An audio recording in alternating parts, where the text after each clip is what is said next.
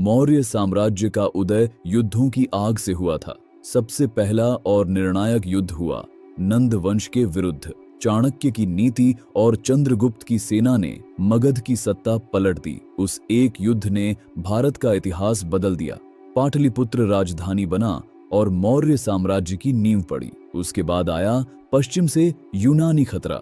Seleucus Nicator ने भारत की सीमाओं को ललकारा। चंद्रगुप्त मौर्य ने उससे युद्ध किया और विजय पाई। पर इस युद्ध के बाद राजा ने लिया एक बड़ा फैसला, युद्ध की जगह संधि।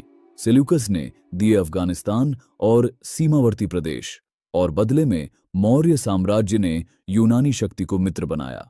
इन युद्धों के बाद मौर्य साम्राज्य एक छोटे राज्य से भारत का सबसे बड़ा साम्राज्य बन गया। चंद्रगुप्त मौर्य के बाद मौर्य साम्राज्य की बागडोर आई उनके पुत्र बिंदुसार के हाथों में। इतिहास उन्हें जानता है अमित्रघात के नाम से, अर्थात शत्रुओं का संहार करने वाला। उस समय भारत कई शक्तियों में बंटा हुआ था। उत्तर और मध्य भारत पर मौर्य साम्राज्य का प्रभुत्व था, पर कलिंग अभी भी स्वतंत्र था।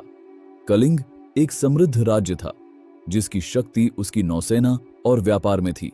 इसी कारण बिंदुसार ने कलिंग से युद्ध नहीं चुना। दक्षिण में चोल, चेर और पांड्य जैसे तमिल राज्य थे जो अपनी शक्ति और दूरी के कारण मौर्य साम्राज्य के अधीन नहीं आए। युद्ध की जगह व्यापार ने संबंध बनाए रखे। बिंदुसार के शासन में साम्राज्य स्थिर रहा, प्रशासन मजबूत हुआ और गुप्तचरों की निगाह हर ओर बनी रही। उसी समय एक युवा राजकुमार उज्जैन और तक्षशिला में शासन करना सीख रहा था।